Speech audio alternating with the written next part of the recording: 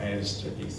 1920 வருஷம் எப்போன்னு பாருங்கள், 1920 வருஷத்தில் அவருக்கு அமெரிக்காவில் போய் படிக்கிறதுக்கு ஸ்காலர்ஷிப் கிடையாது. ஸ்காலர்ஷிப் ஃபுல் ஸ்காலர்ஷிப், போகிற அங்கே தங்கி இருக்குது, சாப்பாடு, அங்கே காலேஜ் ஃபீஸ் எல்லாம் ஃப்ரீ. அந்த அளவுக்கு மெரிட்டோரியஸ் ஸ்டூடெண்ட்டாக அவர் இருந்தார். அங்கே படித்து அப்போலாம் அவர் ரட்சிக்கப்படல. அப்பா யாருன்னா pastor. His father was a pastor. Though his father was a pastor, he was not saved. அவர் ரட்சிக்கப்படாமல் இருந்தார். ஆனால் அப்புறம் அமெரிக்காவுக்கு போய் அவர் உல்லாசமாக தான் வாழலை, படிப்பில் கவனம் வந்தார். ஆச்சரியம் தான் அது. பொதுவாக ரட்சிக்கப்படாட்ட அப்படியே ஆயிடுவாங்கன்னா ஜாலியாக. அப்படியே இல்லாமல் he paid full attention to his studies. டாப்பாக வந்தார். அப்புறம் டிகிரி முடித்து பிஜி முடித்து அதுக்கப்புறம் பிஹெச்டியே முடிச்சிட்டார். பிஹெச்டியே முடித்த பிறகு அவர் ஒரு நாள் ரட்சிக்கப்பட்டார். he was saved after finishing his PhD degree. ஆண்டரை ஏற்றுக்கொண்டார், ரட்சிக்கப்பட்டு. அதுக்கப்புறம் அவங்களோட சபைக்கெல்லாம் போக ஆரம்பித்தார். அதுக்கப்புறம் ஆண்டருடைய முழுநேர ஊழியத்துக்கு அழைப்பு கொடுத்தார். அப்போ அவர் சீனாவில் அவருக்காக உயர்ந்த பதவிகள், நல்ல சம்பளம் உள்ள பதவியெல்லாம் காத்து கிடந்தன. So many jobs, many posts were waiting, highly paid posts were waiting for him in China. But he rejected everything. எல்லாத்தையும் புறக்கணித்து தள்ளிவிட்டார். கப்பலில் வரும்போது அவர் திரும்பி தாய்நாட்டுக்கு வரும்போதே அவர் கிடைத்த அவார்ட்ஸு, ரிவார்டு, சர்டிஃபிகேட்ஸ் எல்லாத்தையும் கடலில் தூக்கி போட்டார். He threw everything into the sea, all his awards and rewards and certificates, everything. He kept only one certificate, PhD certificate, to show that certificate to his parents. அவருடைய பெற்றோருக்கு காட்டுறதுக்காக PhD certificate மட்டும் வச்சுக்கிட்டாராம். மீதெல்லாத்தையும் கடலில் போட்டார். அப்புறம் அவர் வந்து சேர்ந்த பிறகு ஊழியத்தை ஆண்டர் ஆரம்பிக்கிறதுக்கு உதவி செய்தார். ரொம்ப அழகாக ஆண்டர் எடுத்து அவரை பயன்படுத்தினார். ஏராளமான ஆண்டுகள் ஆண்டருக்கென்றே அவர் ஊழியம் செய்தார். அது வந்து எனக்கு ரொம்ப டச்சிங்காக இருந்தது. இவ்வளோ கஷ்டப்பட்டு அவர் போவானே, அவர் ரட்சிக்கப்படலை, அதனால தான் போனார். அங்கே போய் நல்லா சம்பாதிக்கலாம், நல்லா மனைவிக்கலாம்னு நினச்சி போயிருந்துருக்கலாம். ஆனால் போன இடத்துல அவர் ரொம்ப ஷைன் பண்ணிட்டாரு, நல்லா படித்து பல வெகுமதிகள்லாம் வாங்கினார். ஆனால் கூட ஆண்டரை சந்தித்த பொழுது அவருடைய வாழ்க்கையே மாறியது. உண்மையாகவே ஆண்டரை சந்தித்தாருன்னு இருக்கு, அதான் அடையாளம். வாழ்க்கை வந்து அப்படியே டிராஸ்டிக்காக change. Your life will be changed drastically when the Lord really meets you, when you have an encounter with the Lord. Real encounter, real experience. That experience will change you drastically. அப்படியே தலையிலாக அவருடைய வாழ்க்கை மாறிவிட்டது. Johnson என்பவருடைய வாழ்க்கை. Mark 8வது அதிகாரத்தில் ஆண்டவர் சொல்லுகிறார். மார்க் 8வது அதிகாரம், மார்க் காஸ்பல் சாப்டர் 8.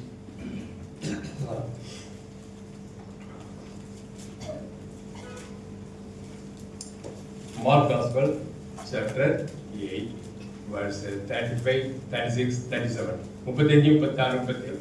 எல்லாருமே சேர்ந்தே படிக்கலாம். 3 வசனங்கள். மார்க் 8, 35, 36, 37. தன் ஜீவனை ரட்சிக்க விரும்புகிறவன் அதை இழந்து போவான். என் நிமித்தமாகவும் தன் ஜீவனை இழந்து போகிறவன் அதை ரட்சித்துக் கொள்வான். மனுஷன் உலகம் முழுவதையும் ஆதாயப்படுத்திக் கொண்டார்கள். தன் ஜீவனை நஷ்டப்படுத்தினால் அவனுக்கு லாபம். மனுஷன் தன் ஜீவனுக்கு ஈடாக இடத்தை கொடுப்பான். அவை இதெல்லாம் டைரக்டா ஆண்டவராகிய இயேசு கிறிஸ்து இந்த உலகத்தில் இருக்கும்போது பேசின வார்த்தைகள். ஆண்டவர் ஏற்கனவே நிறைய சொல்லியிருக்கிறேன். ஆண்டவர் என்னென்ன காரியங்களே, சீரியஸான காரியங்களே சொன்னாரோ அதெல்லாம் ஒண்ணு இல்லாம ஆக்குறது யாருடைய வேலை? அது ஒண்ணுமே இல்லை, சிரிப்பாங்க. இது வந்து முக்கியத்துவம் கொடுக்காத, இது ஒண்ணுமே இல்லை. ஆண்டவர் அப்படிதான் சொல்லுவார். அதை பத்தி நீ ஏன் கவலைப்படுற? அதை ஏன் பெருசா எடுத்துக்கிற? நீ அதை பெருசா எடுத்துக்கிடாத, விட்டு தள்ளு, அது வேலைக்காகாத அப்படின்னு சொல்லுவோம். அப்போ அந்த ஜான்சன் வாழ்க்கையை படித்த உடனே இதான் எனக்கு ஞாபகம். ஆண்டவர் சொல்றாரு, ஒரு மனுஷன் உலகம் முழுதுமே ஆதாயப்படுத்தி கொண்டாலும் கூட அவன் தன் ஆத்மாவை இழந்து விட்டால், தன்னை ஜீவனை நஷ்டப்படுத்தினால் அவனுக்கு லாபம் பண்ண. தன் ஆத்மாவுக்கு ஈடாக அவன் எண்ணத்தை கொடுப்பான். எண்ணத்தை கொடுத்து மீட்டுக்கொள்ள முடியும் அப்படின்னு என்னத்தான், மீட்டுக்கொள்ளவே முடியாதுன்னு அர்த்தம். இது ஆண்டவர் அவ்வளவு சீரியஸா இருக்கிறதுனால அவரே இந்த காரியத்தை அவர் சொன்னார் என்று சொல்லி நம்பான். ஆகவே நீங்களும் நானும் கூட சீரியஸா எடுத்துக்கணும். You must take all these verses seriously. It concerns our eternity. நம்முடைய நித்தியத்தை சம்பந்தப்பட்ட வார்த்தைகள் அதெல்லாம். லூக்கா 12வது அதிகாரம், Luke Gospel chapter 12. லூக்கா 12வது அதிகாரம்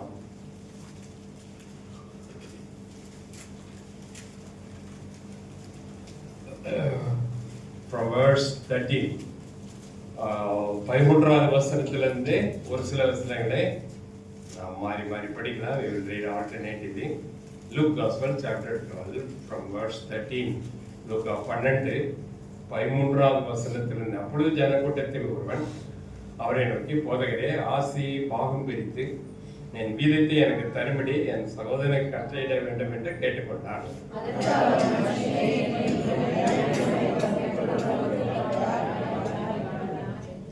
பின்பு அவர் அவர்களை நோக்கி, பொருளாசை குறித்து எச்சரிக்கையாயிருங்கள்.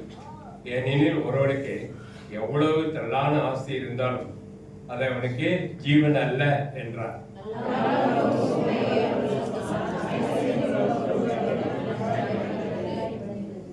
அப்பொழுது அவன், நான் என்ன செய்வேன்? என் தானியங்களை சேர்த்து வைக்கிறதுக்கு இடமில்லையே.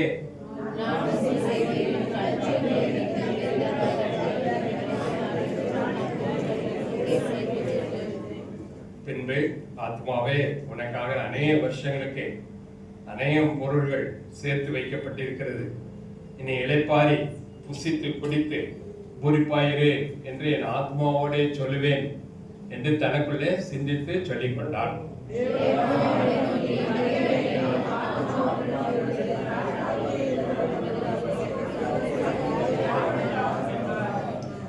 தேவனிடத்தில் ஐஸ்வர்யவானாயிராமல் தனக்காகவே பொக்கிஷங்களை சேர்த்து வைக்கிறவன் இப்படியே இருக்கிறான் என்றார். போதும் போதும்.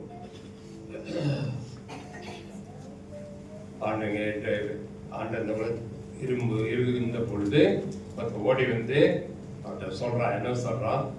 13வது வசனத்துல verse 13, ஜனக்கூட்டத்தில் ஒருவன் அவரை நோக்கி, போதகரே, ஆசியை பாகம் பிரித்து என் வீதத்தை எனக்கு நியாயமா வர வேண்டிய இந்த பங்கை தரும்படி என் சோதனுக்கு சொல்லணும் அப்படின்னு. அப்படியே ஆண்டவர் சொன்னாலும் உடனே செஞ்சிருவானா?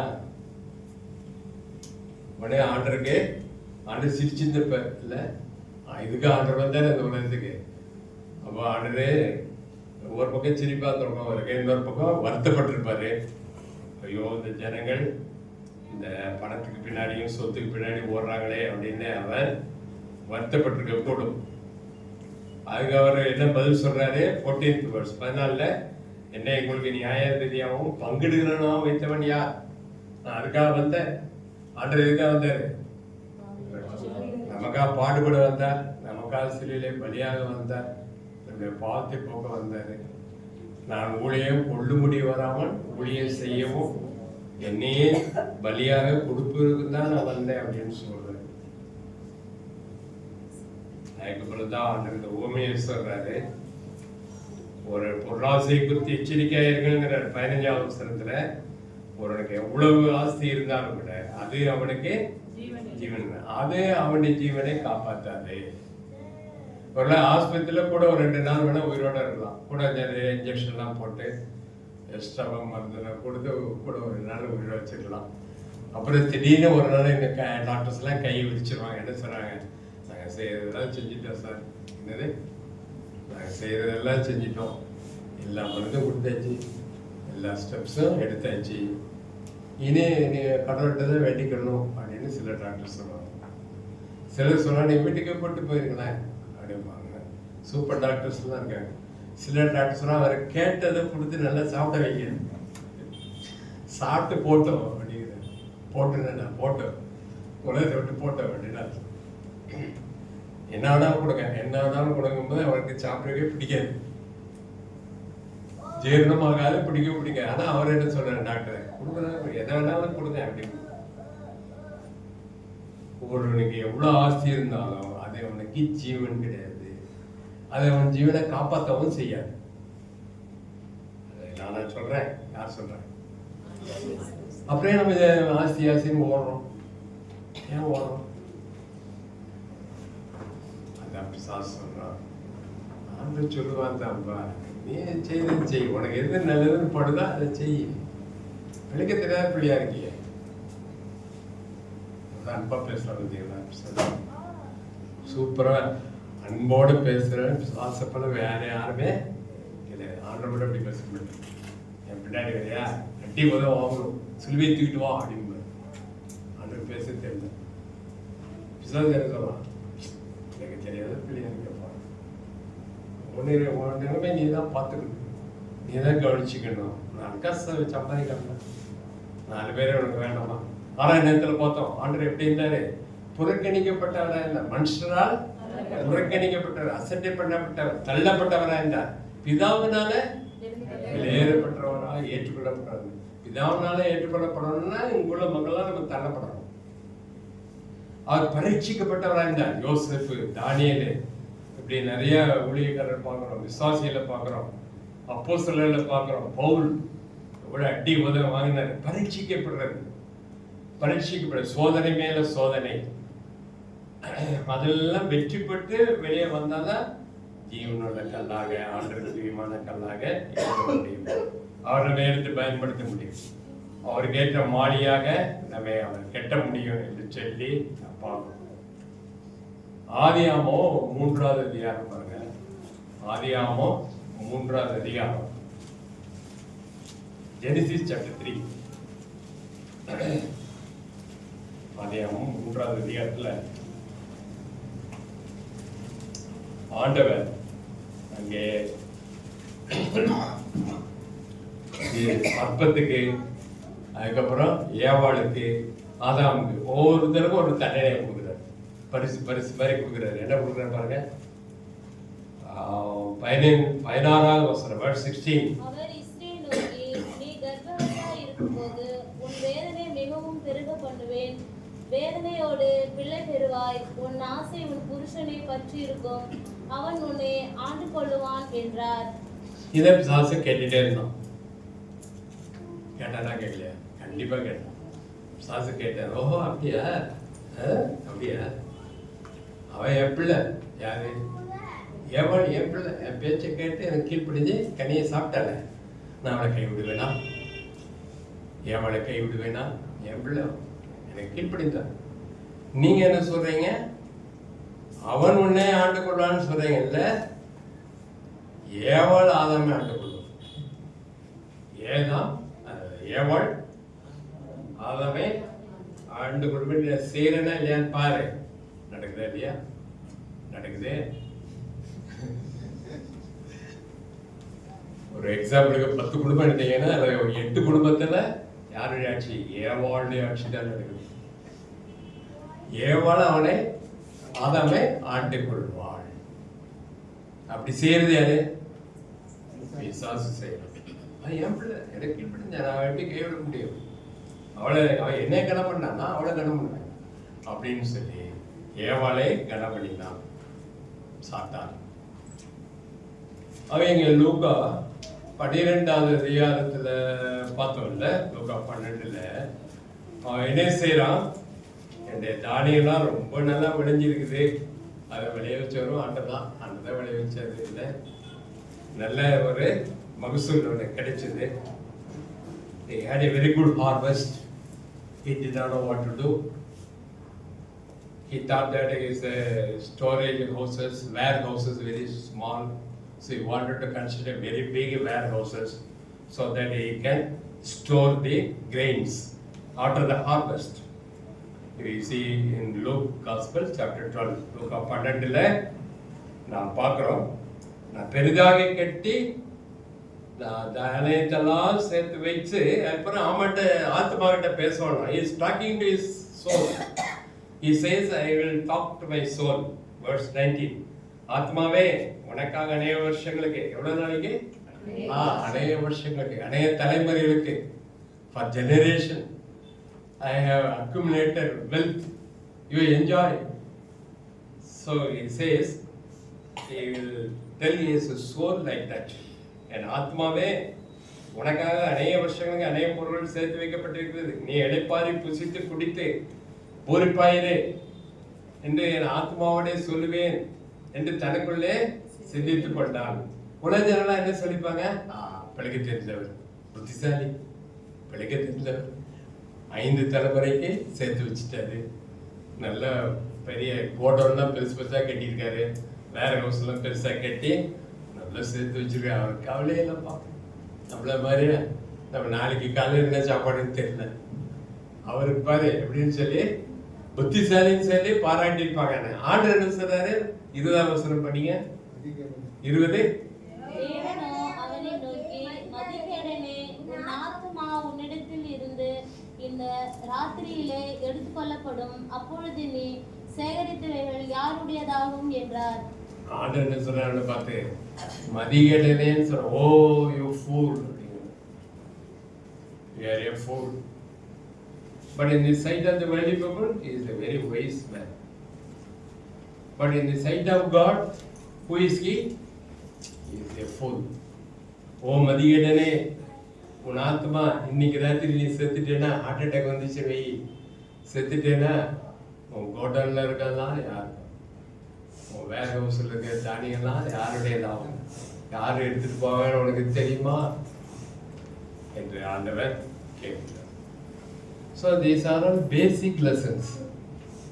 These are all basic lessons for any believer to learn. இதெல்லாம் அடிப்படையான சத்தியங்கள். Just like a first standard lesson, second standard lesson. இதெல்லாம் நம்ம தாண்டி வந்துடணும். இனிமேல உலக போல பணம், பொருள், சொத்து இதெல்லாம் அடிச்சுக்கிட கூடாது அப்படின்னு ஆண்டவர் விரும்புறார். லூக்கா எழுதின சுவிசேஷம் 17வது அதிகாரம், லூக் காஸ்பல் சாப்டர் 17, லூக் 17. ஆண்டவருடைய வரியை பத்தி அவர் சொல்றாரு. இதெல்லாமே ஆண்டருடைய டைரக்டாக ஆண்டர் பேசுற வார்த்தைகள். These are all the words given by the Lord. Luke Gospel 17th chapter 17வது அதிகாரம் from verse 26. 26 நம்ம மாறி மாறி படிக்கலாம். நோவை நாட்டில் நடந்தது போல மனுஷகுமாரன் நாட்டிலும் நடக்கும்.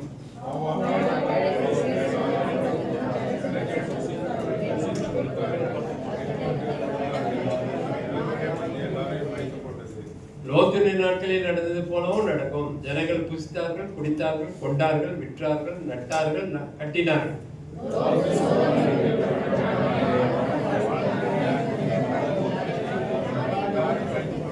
மனுஷகுமாரன் வெளிப்படும் நாளிலும் அப்படியே நடக்கும்.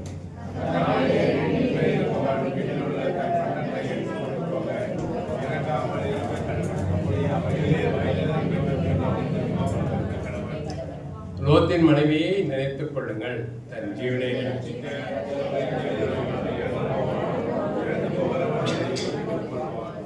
அந்த ராத்திரியில் ஒரே படுக்கையில் படுத்திருக்கிற 2 பேரில் ஒருவன் ஏற்றுக்கொள்ளப்படுவான், மற்றவன் கைவிடப்படுவான்.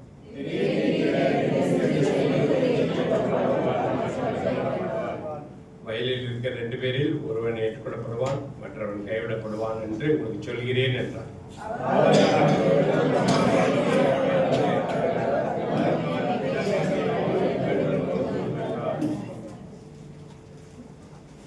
ஆண்டவர் கூட அவருடைய வருகையை பற்றிய அடையாளங்கள்லாம் சொல்றதை நாம் பார்க்கிறோம்.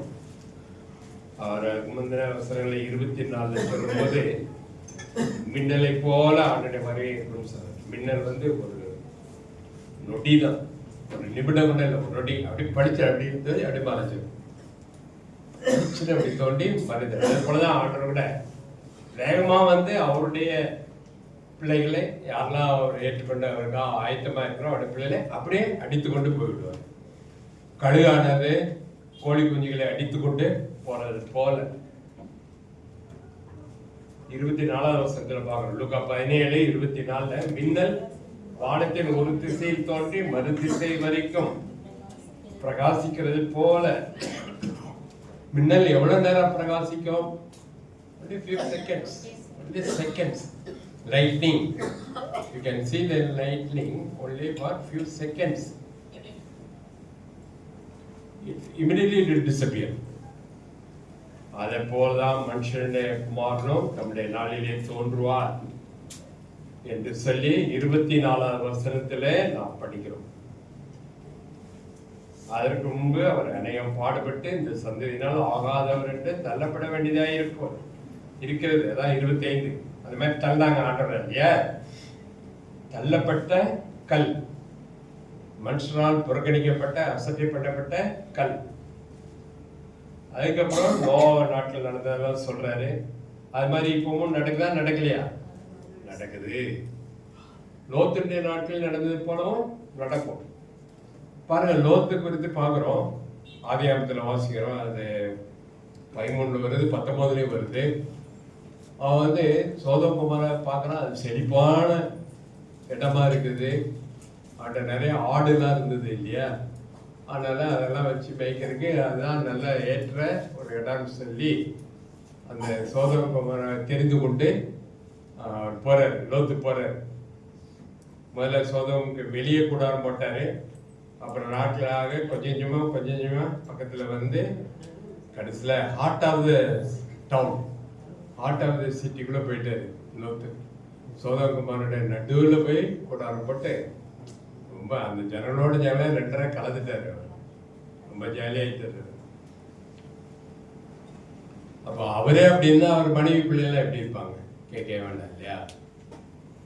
அதுக்கப்புறம் தேவதூதர்களை ஆண்டவர் அனுப்பினாரு.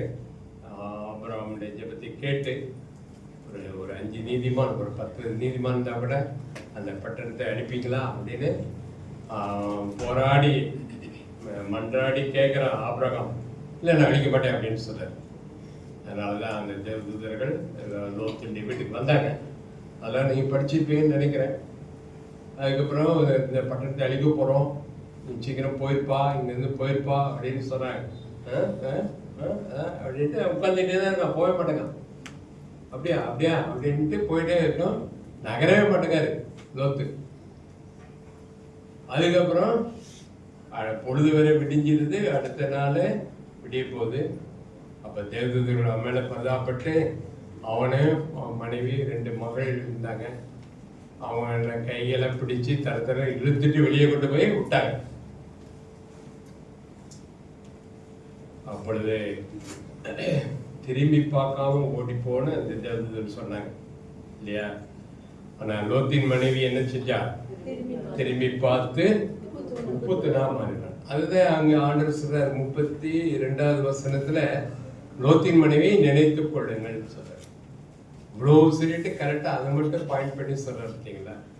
லோத்தின் மனைவியை நினைத்து, ரோமர் ஒய்ஃப் ஆஃப் லாட், லோத்தினுடைய மனைவியை நினைத்துக் கொள்ளுங்கள். ஆண்டவர் நான் வருமானமும் என்னுடைய பாடு மரண அடக்கம் வைத்ததை நினைத்துக் கொள்ளுங்கள், என்னை நினைவு கூறும்னு இந்த பந்தியில பங்கு பெறுங்கன்னு சொன்னாரு. இப்படி 1-2 காரியங்கள் தான் அவர் சொன்னாரு. சீஷோட கால்களை கழுவின பிறகு நான் போன பிறகு நீங்களும் ஒரு காலை ஒரு கழுவும்படி இதை நான் உங்களுக்கு முன்மாதிரியாக வைத்து போறேன், இதை நீங்க செய்யுங்க அப்படின்னு சொல்றாரு. 1-2 காரியங்கள் தான். அதுல இதுவும் ஒண்ணு. லோத்தின் மனைவியை நினைத்துக் கொள்ளுங்கள். கடைசி நாட்களை கண்டிப்பா நினைக்கணும், இல்லைன்னா லோத்தின் மனைவி மாதிரி ஆயிடுவீங்க. கீழ்படுகிறதுங்கிறது அவ்வளோ கஷ்டமா இருக்கும். ஓடி போறதுல ஒரு சின்ன டெஸ்ட் வச்சார். ஓடிப்போங்கன்னு சொல்லிட்டு விட்டுறல, பின்னிட்டு பார்க்காம ஓடிப்போன்னு சொல்லிட்டு. ஆண்டரோட ரொம்ப பிரச்சனை, ஆண்டரோட ரொம்ப பிரச்சனை. தோட்டத்துல எல்லா கனியிலையும் உண்டாக்கிட்டு நடுவுல, தோட்டத்தில் நடுவுல அந்த நன்மை தீமை அறியக்கூடிய விருட்சத்துக்கடியே வைக்கணுமா? சரி, வச்சா கூட சொல்லாம இருந்தாலும் இப்போ சாப்பிட்டுருப்பாங்க. அந்த இருக்கு பார்த்தீங்களா, அதை மட்டும் நீங்க சாப்பிட்டாங்க அப்படின்னு சொன்னா போச்சு. ரொம்ப பிரச்சனை இல்லை. ஆனா ஆண்டவர்கிட்ட மட்டும் கீழ்ப்படிஞ்சுட்டான்னு வைங்க, அவ்வளோ ஆசீர்வாதம், அவ்வளோ சந்தோஷம். ஆண்டவர் நம்ம மேல சந்தோஷப்படுறாரு, அவ்வளோ ஆசீர்வதிக்கிறார். ஆனா நமக்கு அதுதான் கீழ்ப்படிகிறதுங்கிறது கஷ்டமா இருக்கு. அப்போ ஆண்டர்கிட்ட கேட்குறோம், ஆண்டர் எனக்கு கீழ்ப்படியக்கூடிய இருதயத்தை தாங்க. ஆசீர்வாதத்துக்கு வழி வாய்க்கால் எல்லாமே என்னது? கீழ்ப்படிதல் தான். கீழ்ப்படிதல் இருந்து தான் ஆசீர்வாதமே பெறப்படுகிறது. அந்த லோத்தின் மனைவி மட்டும் திரும்பி பார்க்காம உயிரோட இருந்தா அவனுடைய 2 மகனும் அப்படி தாறுமாறா போயிருப்பாங்களா? அவங்க யோசிச்சு பாருங்க. சொல்றதுக்கே அசிங்கமா இருக்கு, சொல்றதுக்கே அசிங்கமா இருக்கு, கேட்கறதுக்கே அசிங்கமா இருக்கு. லோத்தின் மனைவி உயிரோட இருந்தா 2 மகனும் அப்படியே கெட்டு போயிருக்க மாட்டாங்க. ஆண்டர் அருவுடைய 2 ஜாதி லோத்துக்கு மகள் மூலமா வந்துச்சு. என்ன ஜாதி? புத்திரர், அம்மோன் புத்திரர். இப்போ ஒரு சின்ன கீழ்ப்படியாமையினால அடுத்தடுத்து என்னென்ன விளைவு வருது பார்த்தீங்களா? அதை தான் நம்ம கற்றுக்கணும். ஆண்டவர் ரொம்ப அன்பா இருக்கிறாரு, அதுக்காக நம்ம கீழ்ப்படியாம போயிடக்கூடாது. சில பிள்ளைகள்கிட்ட அப்பா அம்மா ரொம்ப அன்பா இருப்பாங்க, கண்டிப்பா அந்த பிள்ளை கீழ்ப்படியாது. இந்த பிள்ளைகிட்ட ரொம்ப செல்லம் கொடுக்குறோமோ, ரொம்ப அன்பா இருக்குமோ, அந்த பிள்ளை கீழ்ப்படியுமா? கீழ்ப்படிஞ்சதான் வரலாறே கிடையாது. அது எந்த நாடாக இருந்தாலும் சரி, எந்த குடும்பமாக இருந்தாலும் சரி, வரலாறே கிடையாது. யார் கண்டிப்பாக இருக்காங்களோ அவங்களுக்கு தான் பிள்ளைகள் கீழ்ப்படுவாங்க. இப்போ ஆண்டவர் வந்து ரொம்ப செல்லம் கொடுக்குறாரு, அதனால நம்ம கீழ்ப்படியது ரொம்ப கஷ்டமா இருக்கு. ஒருவனை பின்பற்றி வர விரும்பினால் அப்படிங்கிறார். என்னை பின்பற்றி வர்றையா வரலையா, அவன் குடலை உருகிடுவேன் அப்படின்னு சொன்னா நம்ம வரையதே பின்னாடி போயிடுவோம். அப்படி சொல்ல மாட்டேங்கிறான். என்னை பின்பற்றி வர விரும்பினால் பாப்பா சிலுவை எழுதிட்டு வா அப்படிங்கிறது. இல்லையா, சரி பரவாயில்ல. அப்ப நாம் தான் ஜாக்கிரதையா இருக்கணும். நமக்கு அந்த பொறுப்பை நம்மகிட்ட கொடுக்குறாரு. இப்ப லோத்தின் மனையை நினைத்துக் கொள்ளுங்கள். லோத்தின் மனை என்ன பண்ணான்னா, அவர் சோதம் குமாரை விட்டு வெளியே வந்தா கூட அவருடைய இருதயத்துக்குள்ள சோதம் குமாரா இருந்தது. அவருடைய இருதயம் சோதம் குமாரன் பட்டணத்துக்குள்ள இருந்தது. இருதயத்துக்குள்ள சோதம் குமாரன் இருதயமும் அங்க வச்சுட்டு வந்துட்டா போடுது. இருதயத்துல பாதி இருதயம் சோதம் குமாரிலே இருக்குது, பாதி இருதயம் லோத்தின் மனைவிட்ட இருக்கு. அந்த இருதயத்துக்குள்ளே சோதம் குமாரா தான் இருக்குது. ஐயோ என்ன பண்றது? அதனால ஆட்டோமேட்டிக்கா அப்படி திரும்பி பார்க்க வேண்டியதா போச்சு. ஒரு தண்டனையிலிருந்து தப்பி இன்னொரு தண்டனையில மாட்டிக்கிறது.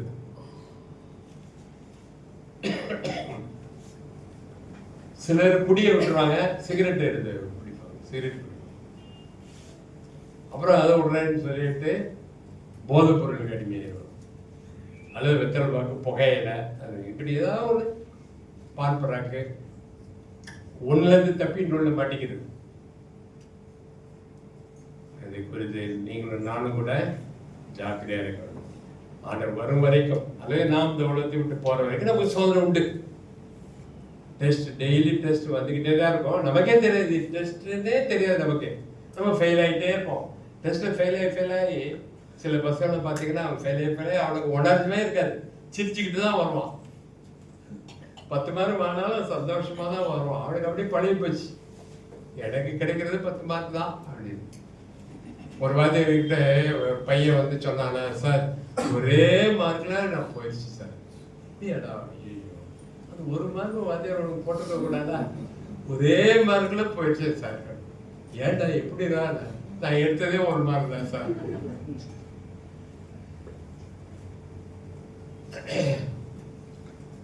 அது மாதிரி அந்த ஏனாந்தோனோ என்று அலட்சியமா இருக்கிறது ரொம்ப ஆபத்தானது. லோத்தின் மனைவி அப்படி திரும்பி பார்க்க காரணமா இருந்தது. ஆண்டவர் பயப்படுற பயம் இல்லை, இதயத்துக்குள்ள சோதம் குமாரம் இருந்துச்சு. வெளியே வந்தாலும் கூட இருதயம் உள்ளதான் இருக்குது. இந்த மாதிரி நம்ம இருக்கிறோமா? நம்ம சபைக்கு வந்தாலும் கூட ஆண்டவர் வார்த்தையெல்லாம் கேட்டாலும் கூட நம்ம சகோதரர்களோட 10 பாயிண்ட் 8 பாயிண்ட் இன்னைக்கு 2 குறைச்சிட்டாரு. 8 பாயிண்ட் 10 பாயிண்ட் தான் குறைச்சி நம்ம வீட்டில் பேசிக்கணும். என்னப்பா புண்ணியம் அப்படின்னு 10 பாயிண்ட் 12 பாயிண்ட். சிலர் ஏறிப்பீங்க, சிலர் காத்துல விட்டீங்க, கீழே போகும்போதே எல்லாம் கீழே இறங்கி போகும்போதே போயிடலாம். பரவாயில்ல, சில பாயிண்ட்லாம் கொடுத்தவங்க கூட வாழ்க்கையில மாற்றம் இல்லைன்னா துக்கமானவங்க இருக்காங்க. ரொம்ப வேதனைப்படுற, ரொம்ப துக்கப்படுறது யாரு? ஆண்டவர் தான். நானாவது சிரிச்சிட்டு இருக்கேன். நான் உங்களுக்காக சிலையில பலியாகல, உங்களுக்காக எனக்காக சிலையில பலியானவர் அவர். அவ்வளவு பாடுகளை சகித்தது அவர். அப்ப அவர் துக்கப்படாம இருப்பாரா? கண்டிப்பா துக்கப்படுவார். மகனே எத்தனை வருஷமா சபைக்கு போனேன், அதுக்கு முந்தைய குருவனுக்கு வர போனேன். இங்கே வந்தே ஒரு 13-14 வருஷம் ஆயிட்டா. 13 வருஷம் முடிஞ்சு போச்சு, இப்போ 14வது வருஷம் முடிய போகுது. இன்னும் அப்படியே இருக்கேப்பா. உங்கள்கிட்ட மாற்றம் ஏற்படும் பார்த்தேன், ஒன்றும் மாற்றம் இல்லை. இன்னும் அதே பழைய ஆசை இருக்குது, எரிச்சல் இருக்குது, கோவம் இருக்குது, பண ஆசை, பொருள் ஆசை எல்லாமே இருக்குது. எல்லாமே அப்படியே இருக்குது, ஒன்றுமே மாறல அப்படின்னு ஆண்டவர் சொன்னா எவ்வளோ கஷ்டம். நான் ஒன்றும் சொல்லலை உங்களை பற்றி, நீங்கள் எல்லாரும் தங்க மாட்டவங்க. நான் உடனே சொல்லலை. ஆண்டவர் என்ன சொல்றாரோ அதான் முக்கியம். நான் சொல்றது எடுக்கணுமா? ஆண்டர்கிட்ட போய் சொன்னா இந்த மாதிரி சொல்ல இப்படி சொன்னாரு, என்னை பத்தி நல்லா சொன்னார் தெரியுமா, உன்னை பத்தி எனக்கு தெரியாதா, சொன்னவரை பத்தி கூட எனக்கு தெரியும் அப்படின்னு. அதனால ரொம்ப ஜாக்கிரதையா இருக்கணும். ஆண்டரே அதான் சங்கீகாரம் சொன்ன சங்கீதம் 51 சங்கீதம் 139 சொல்லலாம். என்னை இருதயத்தை சோதித்து ஆராய்ந்து பாருங்க ஆண்டவரே, வேதனை உண்டாக்க வழியில் உண்டோ என்று பார்த்து, உங்களை துக்கப்படுத்துற வழியிலே நான் போறேனோ என்று பார்த்து, உம்முடைய வழியிலே நித்திய வழியிலே என்னை நடத்தும் அப்படிங்கிறான் சங்கீதம் 139. சங்கீதம் 51 ரொம்ப புலம்புறார். தன்னை பாவத்தை உணர்ந்து பாவத்துக்காக துக்கப்பட்டு புலம்புகிறார். அந்த மாதிரி ஒரு புலம்பி ஒரு உண்மையான மாற்றம் தேவை. ஜான்சங்கை பற்றி சொன்னேன் இல்லையா? ஜான்சங் அவ்வளோ டாப்பாக படித்து அவ்வளோ டாப்பான போஸ்ட்லாம் அவருக்காக காத்திருந்தது. அதெல்லாம் முதலி தள்ளிவிட்டு ஆண்டவருடைய ஊழியத்தை செய்தார் என்று சொல்லி நான் பார்க்கணும். அவன் எல்லோத்தின் மனைவியை நினைத்துக் கொள்ளுங்கள் என்று சொல்றார். 2 பேர் ஒரே படிக்கலை படுத்திருந்தால ஒருவன் ஏற்றுக்கொள்ளப்படுவான், மற்றவன் கைவிடப்படுவான்னு சொல்றார். அது பொருளாசையை குறித்து அவர் பயங்கரமாக சாடுகிறதை நாம் பார்க்கணும். ஏசாயா 57வது அதிகாரம் பாருங்க. இந்த book of Isaiah chapter 57. Isaiah 57. ஏசாயா 57வது அதிகாரம் verse 17 17வது வசனம். அதான் கரெக்ட். நான் அவர்கள் பொருளாசை என்னும் அக்கிரமத்தின் நித்தம் கடுங்கோபமாகி அவர்களை அடித்தேன். நான் மறந்து கடுங்கோபமாய் இருந்தேன். தங்கள் மனம் போன போக்கிலே மாறுபாடாய் நடந்தார்களே. இஸ்ரவேல் ஜனங்களை பார்த்து தான் ஆண்டவர் சொல்றாரு. அவருடைய பிள்ளைகளை பார்த்து தான் அவர் அங்கலாய்க்கிறார். அவருக்கு சொந்தமான ஜனங்களை பார்த்து அவர் அங்கலாய்க்கிறார். நான் அவர்கள் பொருளாசைனா அக்கிரமத்தை நிமித்தம். பொருளாசையை எப்படி சொல்றாரு? அக்கிரமங்கிறது. திருடுனா, கொலை செஞ்சா, விபச்சாரம் பண்ண அக்கிரமம்னு சொல்லலாம். பொருளாசை கூட அக்கிரமமா? பொருளாசை கூட அக்கிரமம். கவர்ச்சியஸ்னஸ், இட் இஸ் an iniquity. பொருளாசை என்ற அக்கிரமம். அதனால நான் கடுங்கோவமானேன்னு சொல்றேன். அவரை அடித்தேன், நான் மறைந்து கடுங்கோவமாயிருந்தேன். எப்படிப்பட்ட கோவம்? கடுங்கோவமாயிருந்தேன்னு சொல்ற. தங்கள் மனமோட போக்கிலே மாறுபாடாய் நடந்தார்களே. பிறகு அவர்களை சீர்திருத்தோ குணமாக்க எல்லாம் அடுத்தடுத்த வசனங்கள்ல வருது. அவளை சரிப்படுத்துவேன் அப்படின்னு ஆண்டவர் சொல்லுகிறதை நாம் பார்க்கிறோம். எபேசியருக்கு நிருபம் 5வது அதிகாரம். Ephesians chapter 5.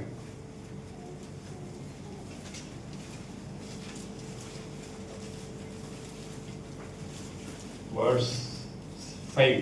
5. 5வது அதிகாரம் 5வது வசனம் படிங்க. உபச்சாரக்காரனாவது, அசுத்தனாவது, விக்கிரகாராதனைக்காரனாகிய பொருளாசைக்காரனாவது, தேவனுடைய ராஜ்யமாகிய கிறிஸ்துவின் ராஜ்யத்திலே சுதந்திரம் அடைவதில்லை என்று அறிந்திருக்கிறீர்கள். இங்கே பொருளாசை குறித்து என்ன சொல்றாரு? விக்கிரகாரனைக்காரனாகிய பொருளாசைக்காரன். அப்ப பொருளாசை எதுக்கு ஒப்பிட்டு சொல்றாரு? விக்கிரகாரனைக்கு ஒப்பிட்டு.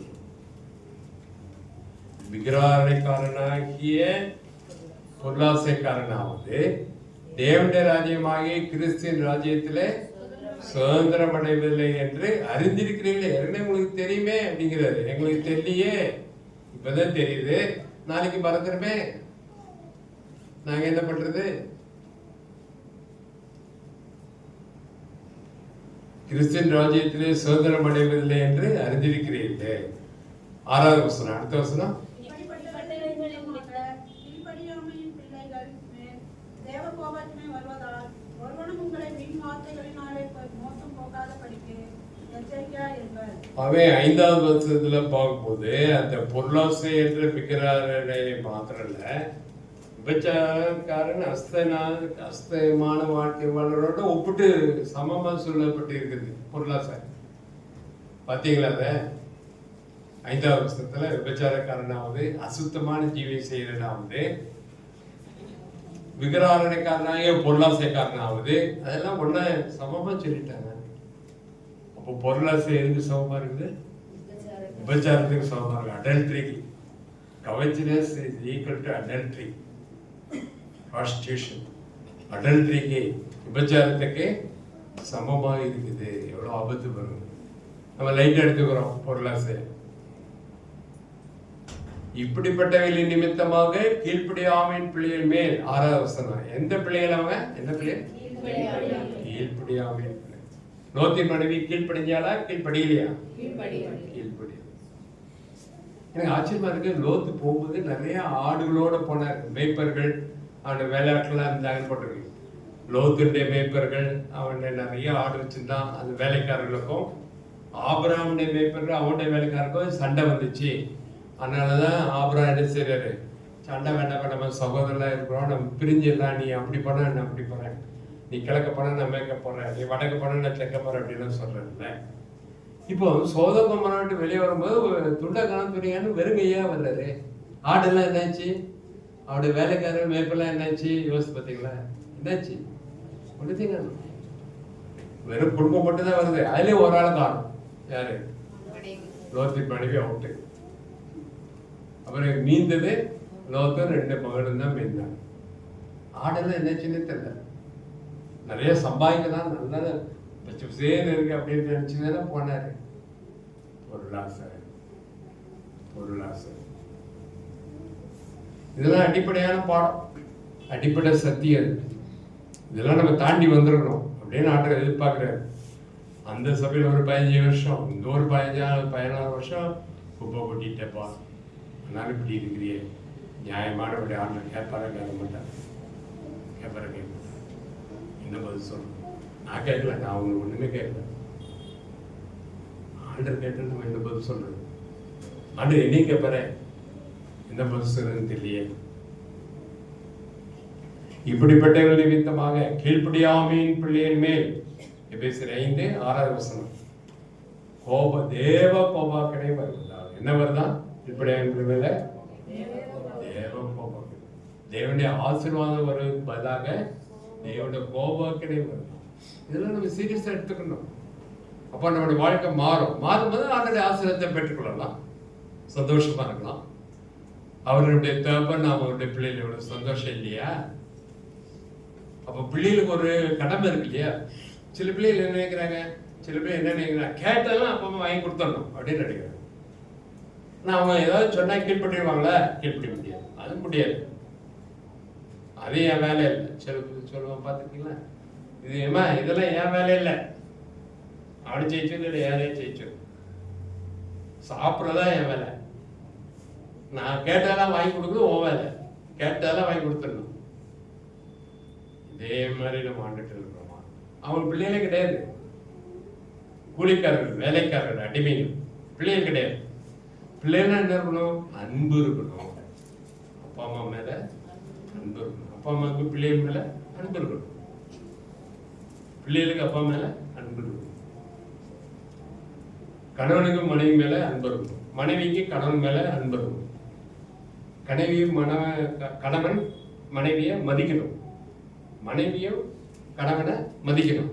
அதுதான் கிறிஸ்தவ குடும்பம். That is a heavenly family, divine family. In the divine family, in the Christian family, there will be always sacrifice and obedience. They will be always ready to obey. They will be always ready to serve. They will have servant attitude. Humility will be தேர்.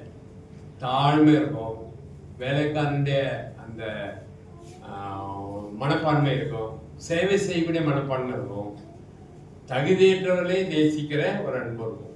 இப்போ ஆண்டுடைய அன்புக்கும் மற்ற அன்புக்கும் நான் எத்தனை சொல்லியிருக்கேன். ஆண்டுடைய அன்புக்கும் உலக ஜனங்களுடைய அன்புக்கும் பெரிய வித்தியாசம், ரொம்ப பெரிய வித்தியாசம். என்ன வித்தியாசம்னா ஒரு பாயிண்ட்லேயே நம்ம சொல்லிடலாம், தகுதியற்றவர்களே துரோகிகளே நேசிக்கிற அன்பு தான் கிறிஸ்தவ அன்பு. உலகத்தில் அப்படி நேசிக்கவே மாட்டாங்க. முழிக்காதான். நான் எத்தனையோ பேரை பார்த்துருக்கேன், எங்கள் வீட்டுக்கிட்டே நான் பார்க்குறேன். சொந்த அம்மாவே மகன்கிட்ட பேசுறதே கிடையாது, மருமகன்ட்டையும் பேச மாட்டாங்க, மகன்ட்டையும் பேச மாட்டாங்க. வீட்டுக்குள்ளதான் இருக்காங்க, ஒரே வீட்டுக்குள்ளதான் இருக்காங்க. அம்மா மகன்கிட்டையும் மருமகன்ட்டையும் பேச்சே கிடையாது. அப்ப தகுதியற்ற மனைவியை நேசிப்பது, தகுதியற்ற கணவனை நேசிப்பது, தகுதியற்ற பிள்ளைகளை நேசிப்பது, தகுதியற்ற பெற்றோரை நேசிப்பது, இப்படிப்பட்ட அன்பு தான் கிறிஸ்துவின் அன்பு. இந்த அன்பு எந்த வீட்டில் காணப்படுகிறோ அந்த வீடு பரலோக குடும்பமாக இருக்கும். That house will be a heavenly house, heavenly family. It will be a divine family. Because the Lord's love is there. Lord's humility is there. Servant attitude is there. சேவை செய்யக்கூடிய மனப்பான்மை அங்கே இருக்குது, தாழ்மை இருக்குது. யார் பெரியவன் போட்டியிலே கிடையாது. யார் பெரியவங்கிற அந்த எண்ணத்தை கொடுக்கறது பிசாசு தான் செய்யலாம். அவை இங்கே என்ன வாசிக்கிறோம், 6வது வசனம். இந்த எபேசியர் 5வது அதிகாரம் ரொம்ப சீரியஸான அதிகாரம். அப்படியே ஒரு வார்த்தையா படிக்கணும், திரும்ப படிக்கணும். டெய்லி ஒரு தடவை கூட படிக்கலாம். டெய்லி ஐஸ்கிரீம் கொடுத்தா வேண்டாம்னு சொல்லுவீங்களா? யாருமே சொல்ல மாட்டாங்க. எனக்கே சளி இருக்கு, ஜுரம் இருக்கு, நான் கூட வேண்டாம்னு சொல்ல மாட்டேன். சில இடம் கூட ஒரு சம்பளம் தட்டிடும். போன மாதம் தான் இந்த செகண்ட் சண்டே போசம் முடிஞ்சவரும் போனேன்ல, ஒரு கல்யாணத்துக்கு போனேன். சூப்பர் பிரியாணி. இந்த போன மாதம் செகண்ட் சண்டே 10ஆம் தேதி போனோன்னு ஐஸ்கிரீம் எத்தனை தடவை வேணாலும் வாங்கி சாப்பிடலாம். அதை ஒரு தடவை வாங்கி சாப்பிட்டேன். சளி இருக்குது அதனால சாப்பிட்டுட்டேன். அந்த டெம்டேஷன், சோதனைங்கிறது ரொம்ப பரீட்சிக்கப்பட்ட கல். சோதனை படிச்சிருக்கானா அவன் அப்படின்னு சோதிக்கணும்ல, டெஸ்ட் வைக்கணுமா, இந்த பொண்ணு படிச்சிருக்குதா, இந்த பையன் படிச்சிருக்கானா எப்படி தெரியும்? காலாண்டு தேர்வு, கையாண்டு தேர்வு, எல்லா தேர்வும் வைக்கிறாங்கல்ல. அந்த சோதனை அங்க இருக்குது. ஐஸ்கிரீம் கேட்க கொடுத்துக்கிட்டே இருக்கான். பார்த்துக்கலாம். சாப்பிட்டா சளி பிடிக்காது, வயிறு முழு பிரியாணி சாப்பிட்டாச்சு இல்லை. அப்புறம் அதுக்கு மேலே இந்த ஐஸ்கிரீம் போட்டு அது ஒன்றும் செய்யப்போ அப்படின்னு சொல்லி வாங்கி சாப்பிட்டேன். அப்போ இந்த சோதனை ஜெயிக்கிறவன் யார்?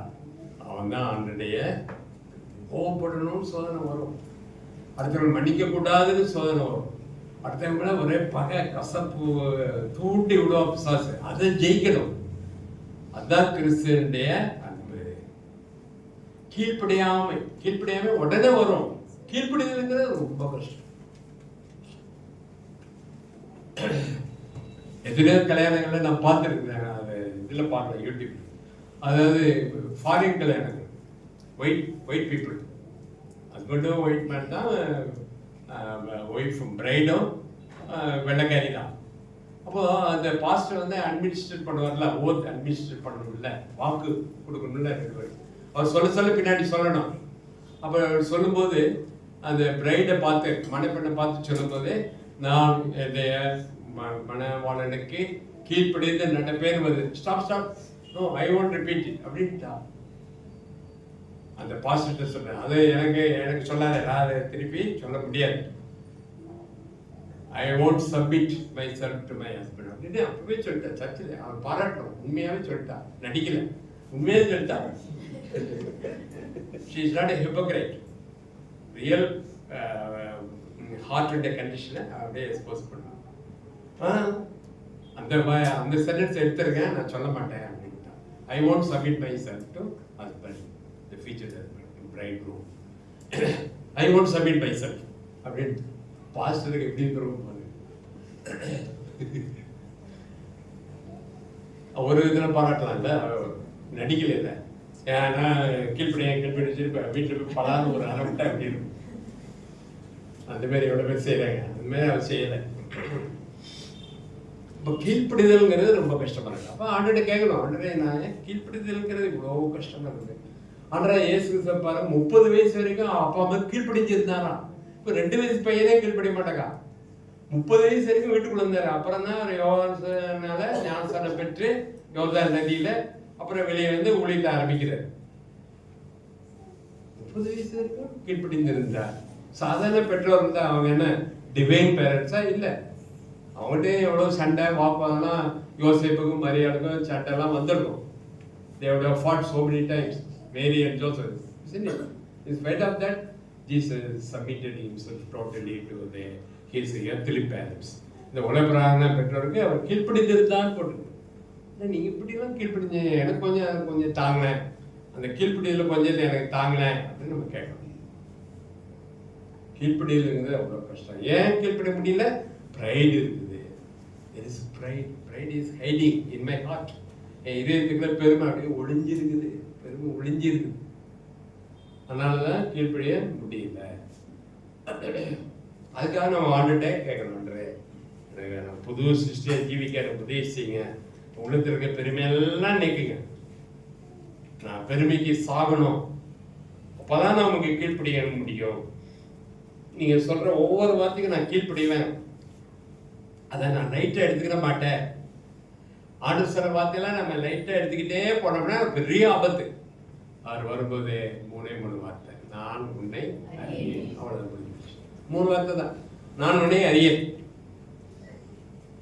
இப்படிப்பட்ட வெள்ளி நிமித்தமாக கீழ்ப்படியாமின் பிள்ளைகள் மேல் தேவ கோபாக்கினை வருவதால். அப்படியே உண்மையில வரப்போதா? சும்மா விளையாட்டுக்கு சொல்றாரா?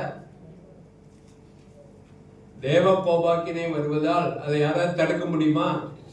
ஒருத்தர் தடுக்க முடியும். ஒருவனும் உங்களை வீண் வார்த்தைகளினாலே மோசம் போக்காதபடிக்கு எச்சரிக்கையாயிருங்கள், அவர்களுக்கு பங்காளிகள் ஆகாதீர்கள். சாச நிறைய பேரை அனுப்புவான், ஃப்ரெண்ட்ஸ் ரிலேட்டிவ்ஸ் லவர்ஸ் எல்லாம் அனுப்பி வீண் வார்த்தையில பேசி உங்களை வழுப்பி அப்படி இப்படிவா பேசி ஆண்டுக்கு கீழ்ப்படியாம போகும்படி செஞ்சிருவோம் பிசாசு. அவனுடைய ஒரே நோக்கம் என்ன? we should not obey the law. That is the only aim of the devil. The devil wants you to disobey the law, to make you to disobey the law. ஆண்டவருக்கு கீழ்ப்படியாம போக முடியாது நம்ம தூண்டுறது, இன்டியூஸ் பண்றது, அதான் டெவிலுடைய வேலை. ஆண்டவர் என்ன சொல்ற? உடனே கீழ்ப்படியணும். கொஞ்சம் யோசனை வைங்க, அதுக்குள்ள மனசு மாறிடும். நானே அனுபவிச்சிருக்கேன், அதை மனசு அதுக்குள்ள மாறிடும். சில வேளைக்கு இவ்வளோ ரூபா காணிக்க கொடுக்கலாம்னு நினைப்பேன், உடனே கொடுத்துடணும். இல்லைன்னு வைங்க, அடுத்த ஏன் இவ்வளோவே கொடுக்கணும், அதை பாதி கொடுத்தா போதாத அப்படின்னு சொல்லி பாதி எடுத்து வச்சுக்கணும். உடனே மனசு மாறிடும். அதனால அன்று நீங்க சொன்ன உடனே கீழ்ப்படிய எனக்கு தேசிங்க, நீங்க சொன்ன உடனே நான் கீழ்ப்படிய தேசிங்க. இவரை மாதிரி ஆகணும், அவரை மாதிரி ஆகணும், இப்படி சம்பாதிக்கணும், அப்படி சம்பாதிக்கணும், அதெல்லாம் உலகத்தினுடைய தாட்ஸ், எண்ணங்கள். அந்த மாதிரி தாட்ஸ் நமக்கு தேவையில்லை. அப்படியே நினைத்தா நம்ம இந்த உலகத்துக்கு தான் நம்ம சொந்தமா இருக்கிறோம்னு அர்த்தம். ஆண்டு ராஜ்யத்துக்கு சொந்தமானால் இன்னும் மாறல. பிலிப்பியர் 3:20 படிக்கிறோம். பிலிப்பியர் 3:20 பாருங்க. பிலிப்பியர் 3:20 நன்றாக தெரிந்த ஒரு வசனம் தான். பிலிப்பியர் chapter 3 verse 20. நம்முடைய குடியிருப்போ பரலோகத்தில் இருக்கிறது. அங்கிருந்து கர்த்தராகிய இயேசு கிறிஸ்து என்னும் இரட்சகர் வர எதிர்பார்த்துக் கொண்டிருக்கிறோம். பிலிப்பியர் 3:20. நம்முடைய குடியிருப்பு எங்க இருக்குது? நம்முடைய குடியிருப்பு பரலோகத்தில் இருக்கிறது. அங்கேருந்து கர்த்தராகிய இயேசு கிறிஸ்து வர எதிர்பார்த்து கொண்டிருக்கிறோம். அதனால எதை நாம் எதிர்பார்த்து கொண்டிருக்கிறோம்? ஆண்டுடைய வருகையை எதிர்பார்த்து கொண்டிருக்கிறோமா? உண்மையாவே அவருடைய பிள்ளைகளா இருப்போம் என்று சொன்னால் அவருடைய வருகையை தான் எதிர்பார்த்து கொண்டிருப்போமே தவிர வேற எதுவுமே நமக்கு நாட்டமே இருக்க, விருப்பமே இருக்காது. அவருடைய குடியிருப்போ பரலோகத்தில் இருக்கிறது. அதை நாம் மறக்கக்கூடாது. நான் இந்த உலகத்துக்கு சொந்தமானவன் அல்ல. ஆகவே நான் உலக ஜனங்களுக்கு கீழ்ப்படிய வேண்டிய அவசியம் இல்லை, உலக ஜனங்களுக்கு பிரியப்படுத்த வேண்டிய அவசியம் எனக்கு இல்லை. உங்களை ஒருவனும் உங்களை வீண் வார்த்தைகளினாலே மோசம் போக்காதபடிக்கு எச்சரிக்கையா இருக்கணும். ஏமாத்தாதபடிக்கு, மோசம் போக்கா ஏமாத்துறது. ஒருவனும் உங்களை வீண் வார்த்தையினாலே ஏமாற்றாதபடிக்கு ஜாக்கிரதையாக இருங்கள். அவர்களுக்கு பங்காளிகளாக இருக்கு. அவங்களோட உங்களை கைக்க வேண்டாம் அப்படின்னு சொல்றாங்க. இதெல்லாம் அடிக்கடி எல்லாம் பார்த்துக்கிறோம். மேரேஜ் டைம்லயும் அடிக்கடி அதை எல்லா சபையிலும் சொல்லுவாங்க. ஆண்டவருக்கு உதவி செய்வாராக. அவருடைய பந்தியில் நான் பங்கு பெற போயிடும். We are going to pray. We are going to take part in the Lord's table. So that any man examine himself thoroughly. You must take part in this table worthily. You should not take part in this table unworthily. Then you will be punished by the Lord, isn't it? அப்போ இந்த மேஜையானது நமக்கு ஆசீர்வாதத்தின் மேஜையாகவும் இருக்குது. அதில் நம்ம ஜாக்கிரதையாக பார்க்கறதுனா அது ஆக்கணை தீர்ப்பின் மேஜையாக, சாபத்தின் மேஜையாக, தண்டனையின் மேஜையாகவும் மாறும். ஆகவே நாம் ரொம்ப ஜாக்கிரதையாக இருக்க வேண்டியது அவசியமாக இருக்கிறது. அவன் ஜெபிக்க போகிறோம், நம்ம அர்ப்பணிக்கலாம். அந்த லூக்கா 12வது அதில் பார்த்தோம். அந்த ரிச் மேன், பணக்காரனுக்கு நல்லா விளைந்தது, கடைஞ்சிகள்லாம் பெருசாக கட்டி நல்லா சேர்த்து வச்சுடுவேன் அப்படின்னு சொல்லி ஆத்மாக்கிட்ட நான் பேசுகிறான். உண்மையில அவனுக்கு ராத்திரி தூக்கம் வராது, சொல்கிறானே தவிர யாதவ சந்தோஷமாக இருக்குன்னு சொல்கிறானே தவிர உண்மையில அவனுக்கு ராத்திரி தூக்கம் வந்துருக்குமா? வரவே வர. ஏன்னா இந்த போட்டோன்னு இருக்க பூட்டை உடைச்சி எவ்வளோ எடுத்துகிட்டு போயிட்டானா என்ன பண்ணுறது தானியத்தெல்லாம் அப்படின்னு சொல்லி ஒரு பயம் வேற அவனுக்கு இருந்துக்கிட்டே இருக்கும். உண்மையிலே நிம்மதியாக அவனால் தூங்கவே முடியாது. பெரிய பணக்காரனுக்கெல்லாம் உண்மையாகவே தூக்கம் வரவே வராது. அதனால நீங்களும் பெரிய பணக்காரன் ஆகணும்னு ஆசைப்பட வேண்டாம். அந்த ஆசை நமக்கு வேண்டவே வேண்டாம். நம்முடைய குடியிருப்பு அவ்வளோத்தில் இருக்கு. இங்கே இருக்குன்னா அதெல்லாம் செய்யலாம், இங்கே இல்லையே. நம்முடைய குடியிருப்பு இங்கே கிடையாது. நல்லா பாருங்க, ஆச்சரியமா இருக்கு. ஆபிரகாம் அவ்வளோ பெரிய செல்வச்சியமான இருந்தாலும் கூட அவர் ஒரு பங்களா கட்டி பங்களால இருக்கலாம்ல, கூடாரத்தில் இருந்தான்னு. எங்க இருந்தாரு? கூடாரத்தில். நம்ம கூட ஒரு கூடாரத்து தான் போதும். ஆகவே நம்ம ஜெபம் பண்ணலாம். நம்ம முழுமையாக அர்ப்பணிக்கலாம். ஆண்டு எப்போ வருவான்னு தெரியாது, எப்போ வேணாலும் வரலாம். பயங்கரமான நாட்கள் வழியாக போயிட்டே இருக்கணும். இதை விட பயங்கரமான நாட்கள்லாம் வரப்போகுது. நம்முடைய பிள்ளைகள், நம்முடைய பேர பிள்ளைகள் காலத்தில் என்ன நடக்கணும் எங்களுக்கெல்லாம் பயமாக இருக்குது. என்னன்னே தெரியல, என்ன வேணாலும் நடக்கலாம். ஆகவே ரொம்ப ஜாக்கிரதையாக இருக்கணும். நமக்கு ஆண்டருக்கும் உள்ள உறவு ரொம்ப முக்கியம். அது சரியாக இருக்கான்னு நம்ம பார்த்துக்கிட்டே இருக்கணும். நமக்கு ஆண்டருக்குள்ள relationship, our relationship between us and the Lord is very, very important. It is very, very important thing. அதுக்கு தான் ஃபர்ஸ்ட் இம்பார்ட்டன்ஸ் நம்ம கொடுக்கணும். ஜெபம் பண்ணலாம். நம்ம முழுமையாக அர்ப்பணிக்கலாம்.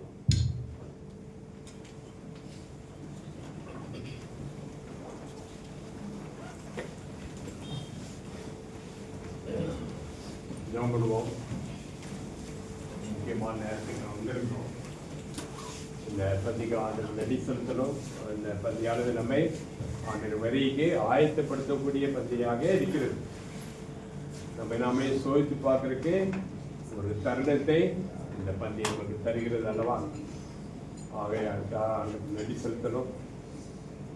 நம்ம நாமே சோதித்து பார்ப்போம்.